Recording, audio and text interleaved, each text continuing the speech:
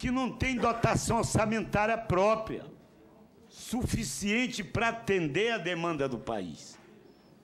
Nós não temos verba carimbada. Mas isso tudo envolve a vontade política. E todos esses governos, 3 últimos governos que nós citamos ainda há pouco, eles foram vítimas de um sistema público de governos despreparados e foram maltratados. Os presidentes Fernando Henrique Cardoso, Lula e Dilma, de forma respectiva, tiveram seus direitos tolhidos. A sociedade assistiu às maiores barbárias. E o que me surpreende é que o mal praticado pelas políticas de governo anteriormente, que ocasionou prisões arbitrárias e demais arbitrariedades, elas deveriam servir de exemplo para os governos modernos e atual, de que os erros do passado, doutor Flávio, eles não podem se repetir no presente. E a Polícia Judiciária brasileira hoje, em que pese esse esforço do governo, uma medida provisória como esta, que eu não conheço ainda, mas que vou conhecê-la, ela tem fomentado uma política que não atende à demanda da população. E tanto é verdade que todas as pesquisas, elas indicam a segurança pública como o maior gargalo que tem a administração pública do Brasil. Não tem recurso financeiro suficiente, não há preparação, não há qualificação, não há capacitação, não há condições e meios necessários para atender a demanda da sociedade. E isso nos surpreende, porque o mal do passado, ele deve ser o espelho para refletir as ações das políticas públicas do presente, mas ações boas, e não as mesmas ou piores ações que têm ocorrido neste país. Reconheço a importância, reconheço o trabalho árduo, profícuo dos policiais federais, dos policiais civis, dos policiais militares, da Polícia Rodoviária Federal, em defesa da sociedade. É um profissional, senador José Pimentel, é um profissional diferenciado dos demais funcionários públicos deste país, porque além da sua mão de obra, eles colocam em risco a própria vida e a vida dos seus semelhantes.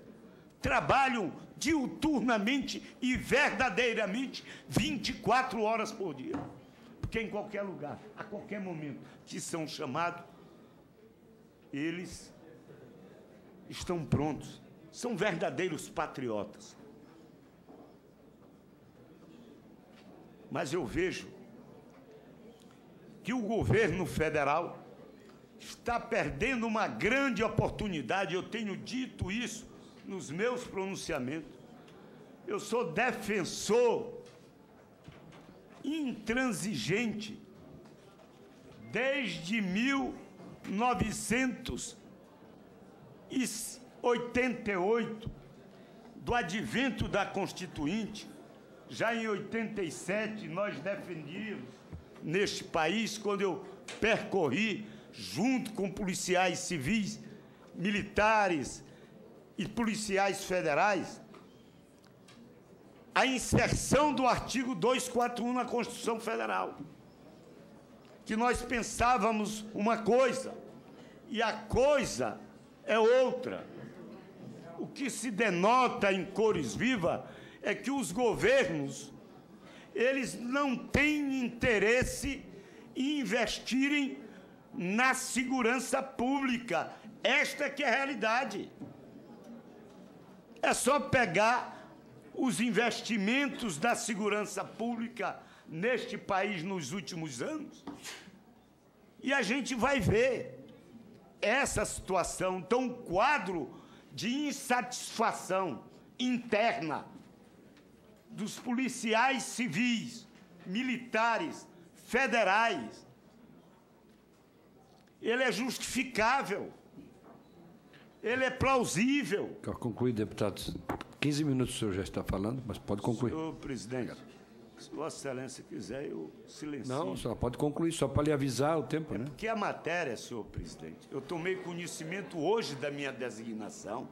A matéria, ela é importantíssima para o Brasil. Não, mas... Eu, antes de ser político, eu sou técnico, conheço de forma quase que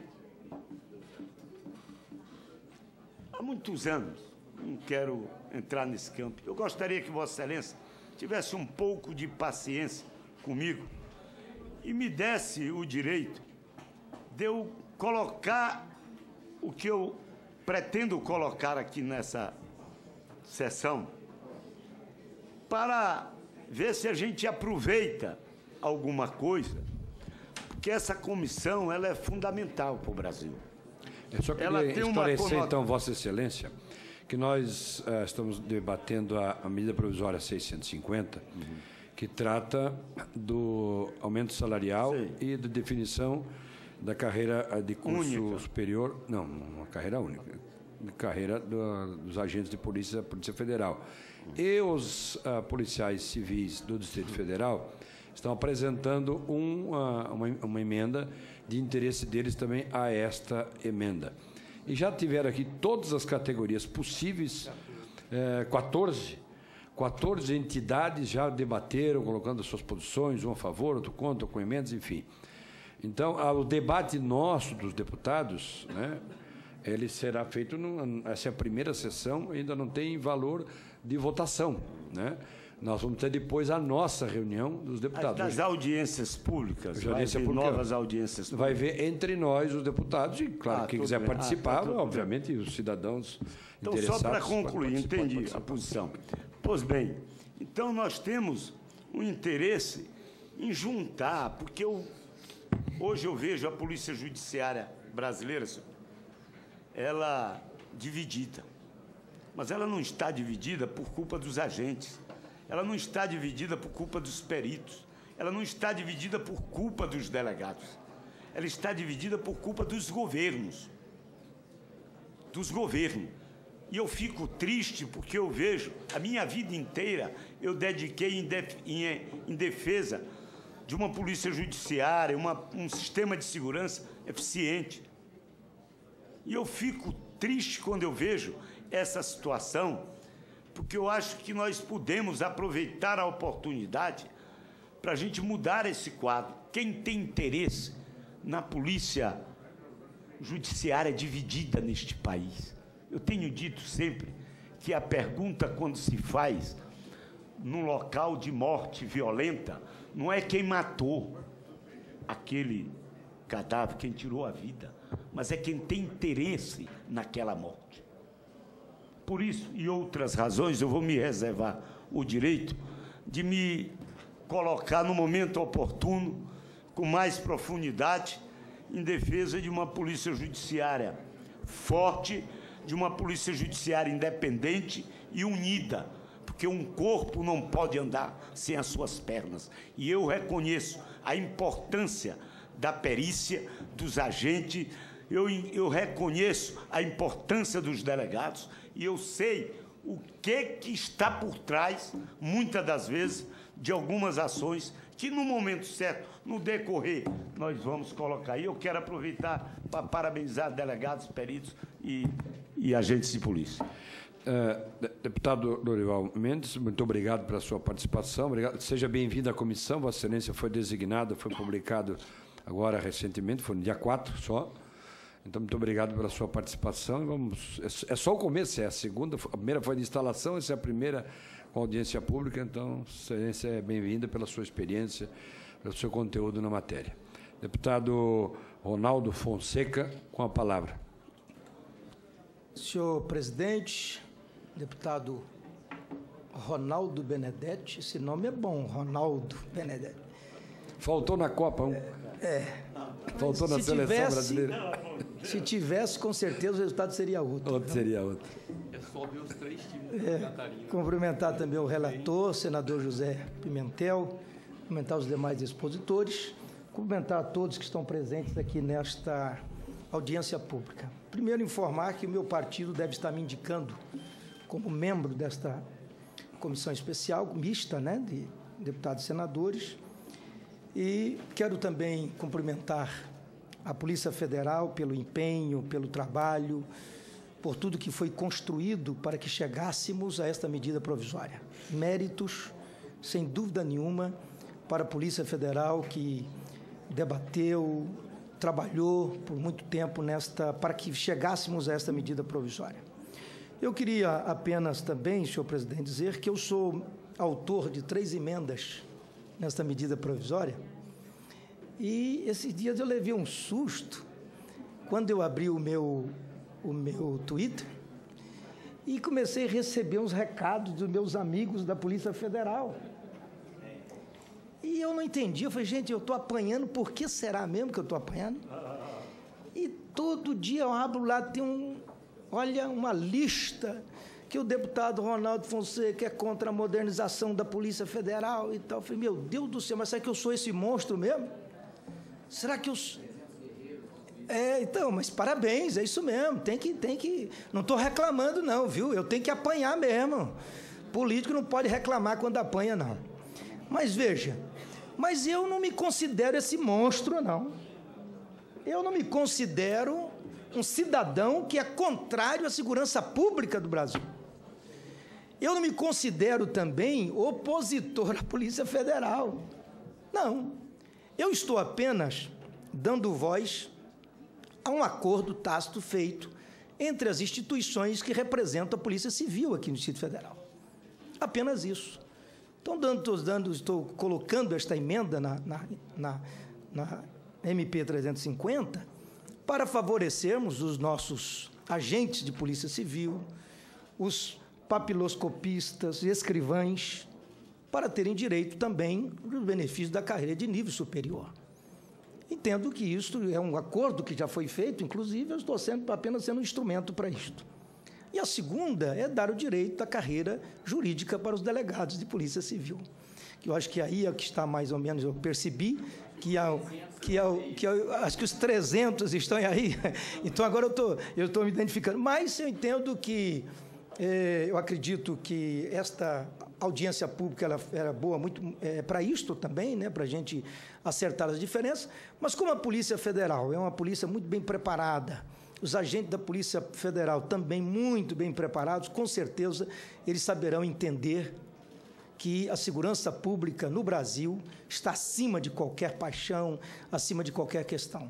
Entendo que a presença da carreira jurídica dos delegados nesta MP faz justiça também com uma categoria muito importante para a segurança pública. Muito obrigado, senhor presidente. Muito obrigado. Queria passar, então, a palavra ao relator, para depois nós podermos encerrar esta audiência pública. Senhor presidente, senhores congressistas, nossos convidados, e são muitos, esta sala não os comportou, tivemos que acomodar uma outra parcela numa sala aqui ao lado. A gente pede desculpa àqueles que tiveram que ficar na sala suporte, porque as dependências do Senado Federal são menores do que as dependências da Câmara Federal. E lá são 513, aqui nós somos apenas 81. E esse desenho de prédio, que foi feito nos anos 60, tinha uma determinada visão dos espaços. Essa cidade foi projetada para 500 mil pessoas. Estamos ultrapassando 2,5 milhões, em torno disso. Vocês que são da segurança pública, Vocês conhecem isso mais do que nós. Quero, senhor presidente, registrar a forma como Vossa Excelência tem conduzido os trabalhos. Na reunião de instalação, lá em julho, Vossa Excelência já informava, quando assinou, foi o primeiro a assinar a lista de presença. Eu pensava que ia ser o primeiro, não fui, foi o segundo. Você chegou, deixa eu chamar de você, um pouco mais jovem, nosso deputado. Ali já dizia da necessidade da realização de audiências públicas. Foram 14 entidades que aqui estiveram fazendo esse debate. Essa medida provisória foi editada no dia 1º de julho, portanto, já estamos há um mês e pouco. Durante o período foram apresentadas 42 emendas que é resultado de um debate já acumulado nas instituições, nas corporações, aqui no Congresso Nacional. E nós temos que ter clareza de que tem determinados pontos, determinadas matérias que são privativas do Executivo.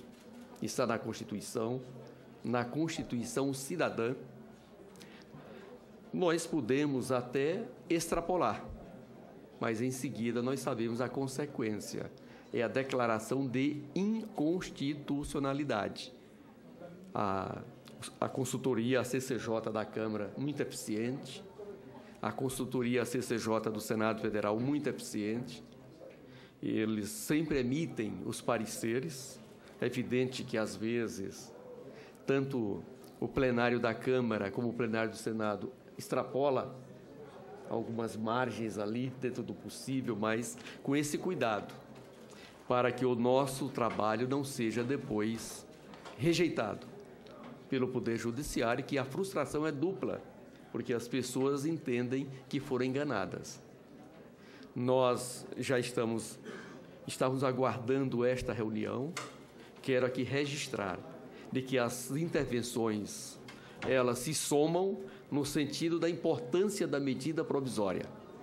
E um ou outro propõe algo mais. Mas ninguém é contra a medida provisória. Isso já dá um conforto grande ao relator, ao presidente, aos membros da comissão. Nós temos que ter uma segunda preocupação, são os prazos. O prazo máximo de vigência de uma medida provisória é de 120 dias. Quem fixou esse prazo fomos nós no Congresso Nacional.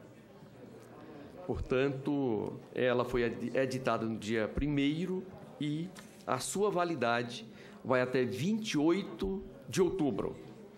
Como nós não tivemos recesso parlamentar, o prazo foi encurtado em 15 dias.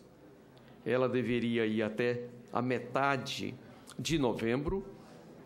Por conta disso, o prazo foi encurtado para 28 de outubro. Isso, senhor presidente, traz algumas preocupações, porque nós, desde o dia 17 de julho, estamos trabalhando no chamado esforço concentrado. Ontem e hoje, depois de 17 de julho, foi o primeiro esforço concentrado da Câmara e do Senado.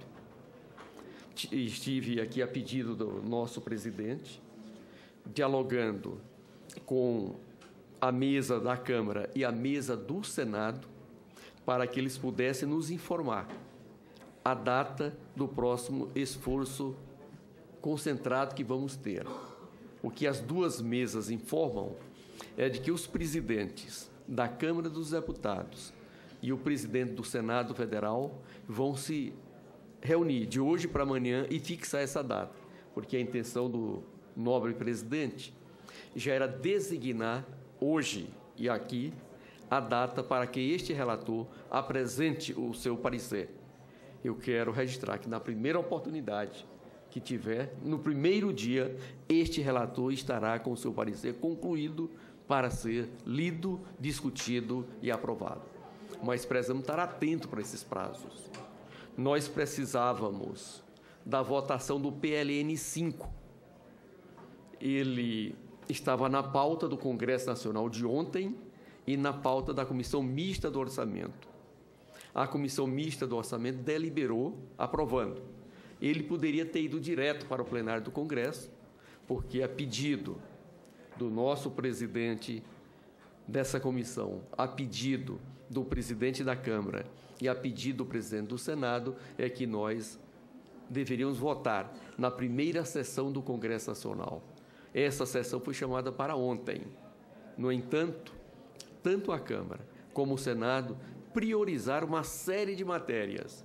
A sessão do Senado terminou às 22h30, da Câmara não foi diferente. Com isso, não realizamos a sessão do Congresso Nacional. Nós pudemos, aqui na comissão, aprovar o parecer antes de aprovar o PLN 5. O ideal era aprovar primeiro o PLN 5 e, em seguida, aprovar o parecer na comissão. Mas, como os prazos estão ficando curtos, nós pudemos votar o parecer na comissão e, em seguida, encaminhar para a Câmara. E, nesse período, votar no plenário do Congresso Nacional o PLN 5. E aí fazer o ajuste na Câmara para, quando chegar na sessão do Senado Federal, já estar com as duas matérias ajustadas. Nosso presidente, esse será um esforço de Vossa Excelência, dos nossos pares na Câmara Federal e também do presidente do Senado Federal, e este relator vai ajudar nessas tratativas. Mas nós precisamos, presidente, estar atento para esses passos, esses procedimentos. Ontem, nós tivemos um diálogo com o presidente Renan Calheiro sobre a sessão, e ele adiantava: nós só podemos deliberar sobre essa data de comum acordo, para que possamos votar matéria como essa, porque precisa ter a presença de 8 deputados federais e de 8 senadores. Essa sessão de hoje não era necessário ter a assinatura dos 8 senadores e dos 8 deputados federais. E na primeira reunião que nós fizemos, como o presidente já informou, nós vamos aprovar a ata e referendar tudo o que aqui foi feito. E nesse esforço de celeridade, o nosso presidente já foi recebendo aqui o conjunto de notas técnicas, de pareceres, de ofícios, e já despachou.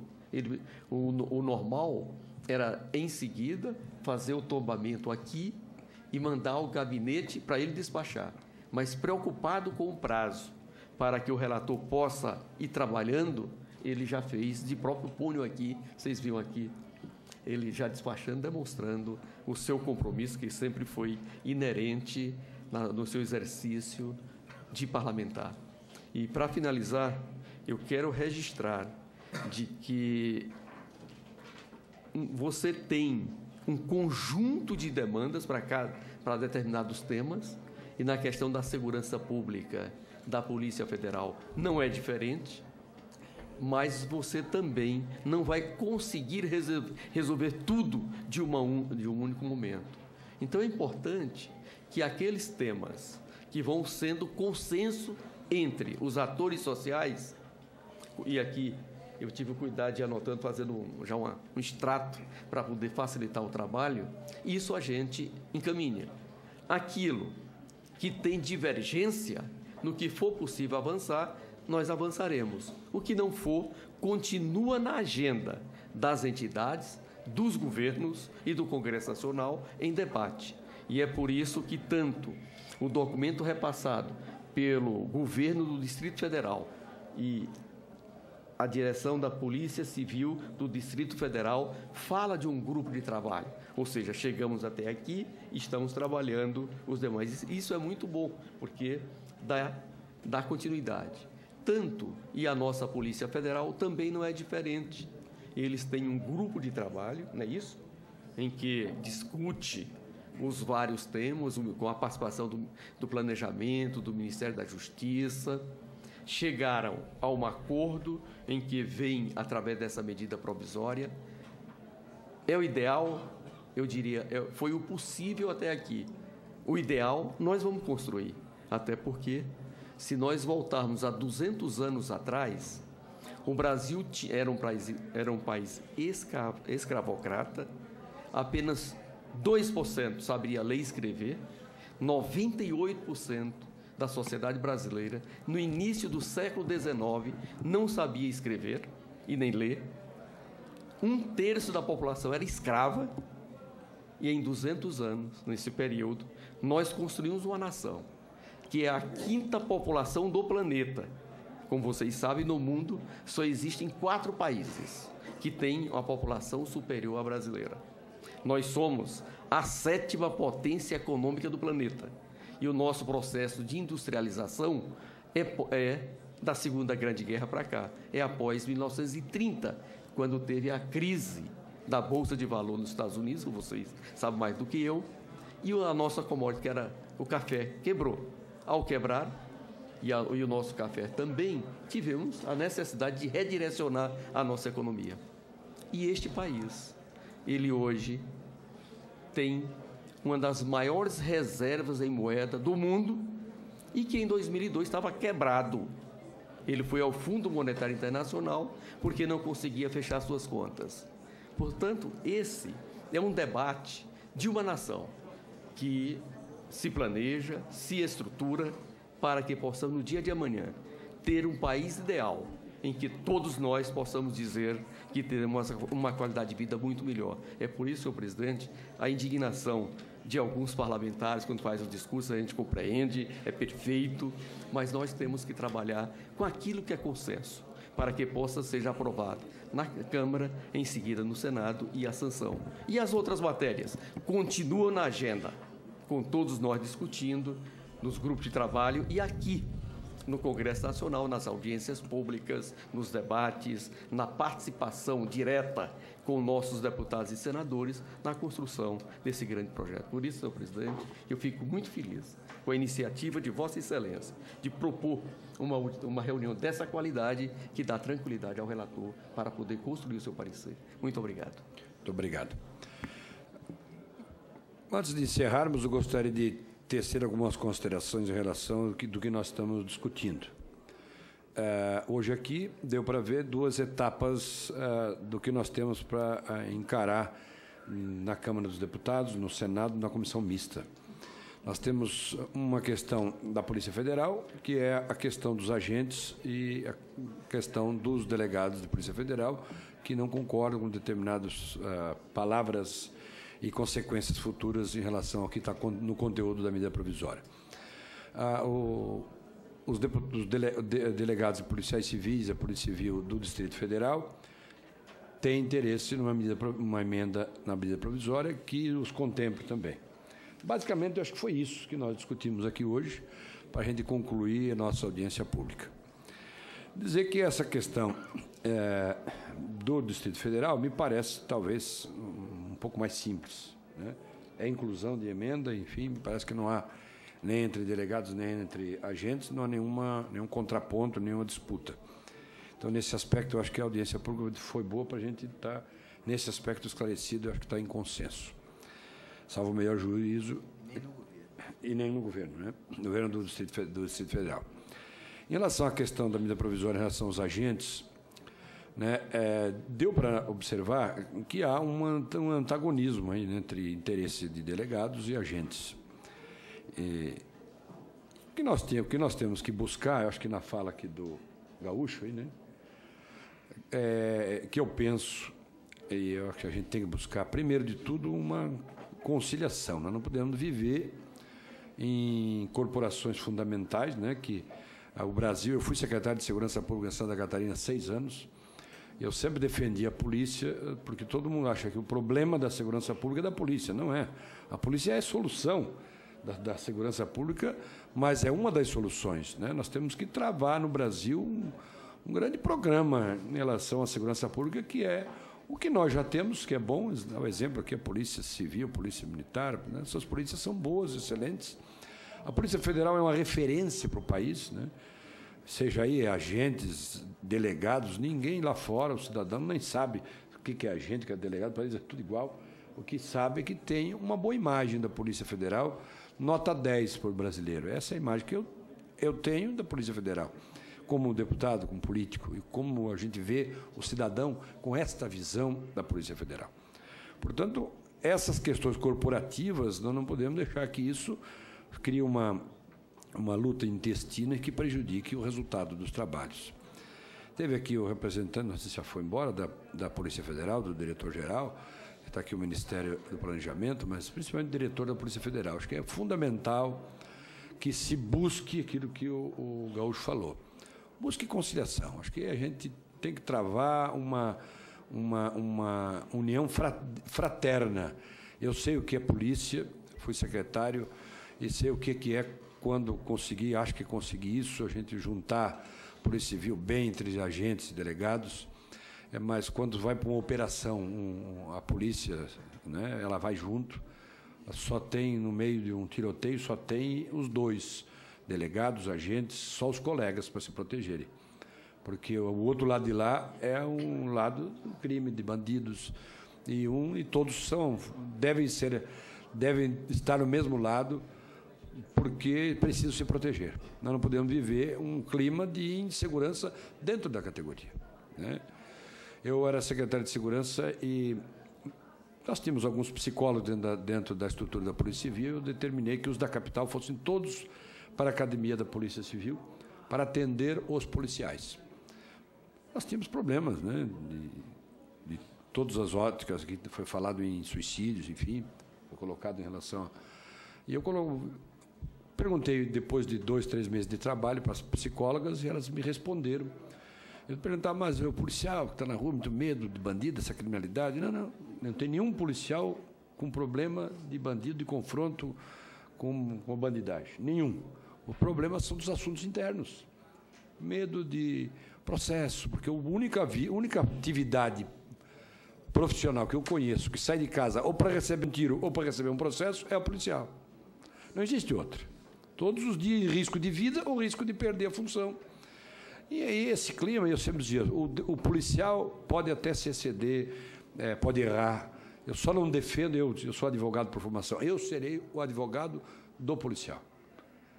Claro que no caso de corrupção, aí a gente não pode, não tem moral para fazer uma defesa. Agora, para fazer a defesa do policial, que ele pode acertar, ele pode errar, ele pode estar num tiroteio, atirar um outro, às vezes um colega, né? Eu salvei a vida uma vez de um delegado, eu cobrava dele que usasse colete, cobrava, até que um dia ele era do DEIC, um dia ele resolveu usar e recebeu uma rajada de metralhadora numa blitz, estava junto com os agentes, e lembrou de mim na hora. O tiro pegou, né, mais ou menos na altura da barriga, no colete. Ele disse, lembrei do senhor na hora. Ele não tinha um hábito, era uma coisa que não tinha, mas eu quero dizer a vocês que só quem conviveu com vocês, né, sabe da importância de vocês. Uma vez eu estava no Rio de Janeiro, num curso, na verdade, em São Paulo, não é no Rio, em São Paulo, no MBA, tinha 3.000 empresários do Brasil inteiro fazendo um curso de administração, e um cidadão criciumense, da minha cidade, eu sou de Criciúma, disse, olha, o senhor é secretário, né? Sou filho do advogado tal, sou conhecido, não deixa a polícia de Santa Catarina perder a imagem boa que tem. Porque quando a gente olha o policial de Santa Catarina, a gente tem confiança. E o cidadão quer olhar para o policial e ter confiança, né? Pior é quando ele olhar para o policial e não tem mais confiança. Porque o Estado, o policial é a lei, né? O americano diz, lá vem o homem da lei, é quem faz cumprir a lei. E nós fazemos as leis, mas quem garante o cumprimento são vocês. O juiz aplica o direito, mas quem faz cumprir a lei para não virar um caos, para não virar uma baderna, é a polícia, ela que mantém a ordem, mantém a disciplina de uma cidade, de um país, de uma cidade, de um estado, enfim, de uma sociedade. Então, nós confiamos muito em vocês. Nós, aqui na nossa condição, nós temos que procurar conciliar, buscar conciliação, buscar a harmonia. E que eu queria pedir aqui para o diretor-geral da Polícia Federal que nos ajudasse, né? Acho que a missão dele, principalmente da corporação, do Ministério da Justiça, que levasse ao Ministério da Justiça, que buscasse chamar, nós vamos ter tempo, até o dia, acho que é começo de setembro. A previsão na segunda semana de setembro. Segunda semana de setembro. Então, nós temos este período aí de boa vontade, daqueles, né, homens e mulheres de boa vontade, para chamar as categorias, buscar entendimento, porque aqui na Câmara dos Deputados a coisa mais difícil do mundo é passar o que não tem consenso. Se a gente buscar consenso, vocês trouxerem prontinho na nossa mão, ó, nós nos entendemos assim, isso passa como uma luva. É ou não é? Facilita o nosso trabalho.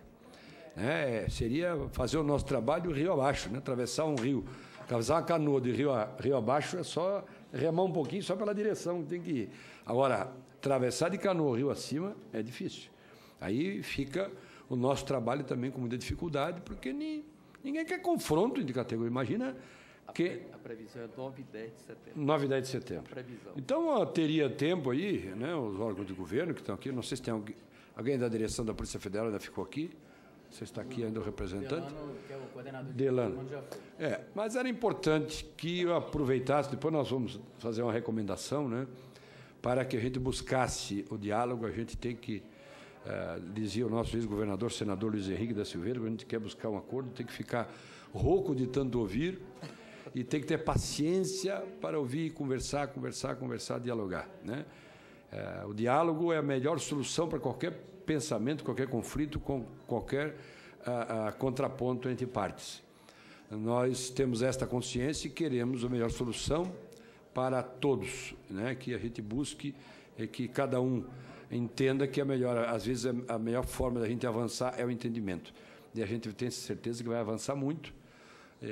Talvez essa medida provisória seja um ponto de partida para entendimentos futuros que a gente precisa ter, construir uma relação boa, muito fraternal e de ação, cada vez mais, potencializar as ações das polícias, estarem unidas, trabalhando em conjunto, porque o inimigo não está entre vocês, o inimigo está lá fora.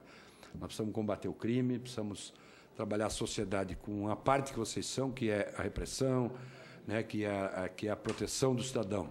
Precisamos fazer prevenção ao uso de drogas, que vai eliminar muito o nosso trabalho, nos poupar de muito trabalho da polícia.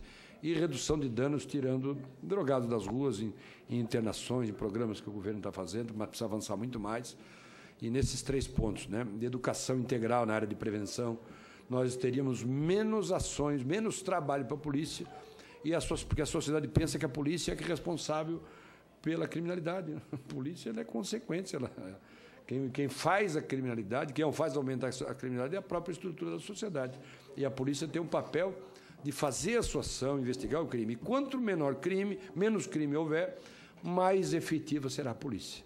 Não adianta dar um trabalho impossível de realizar para a polícia, né, se ela não consegue dar conta de todas as suas demandas, porque a sociedade não contém a ação criminosa no país. Então, uma parte da segurança é a polícia, e essa parte nós temos que cuidar bem. Mas, para cuidar bem, a gente precisa ter ela unida em um pensamento, buscando, né, depor as armas, no sentido figurado, obviamente, mas a gente está unidos, de braços dados, hermanados, buscando soluções para as categorias que existem dentro das instituições policiais, e a gente buscar o objetivo comum, que é a segurança e a proteção do cidadão brasileiro. Com isso, eu encerro esta sessão e vamos esperando uma nova sessão entre o dia 9 e 10, onde estará... É indicativo. Indicativo, mas a data que for marcada. E, nesse período, repito, espero que tenha uma ação de conciliação para a gente buscar a solução, e no dia 9 e 10, dia que formos votar, já isso está resolvido e a gente não perder nenhum minuto de tempo. Uma boa tarde, muito obrigado pela presença de todos.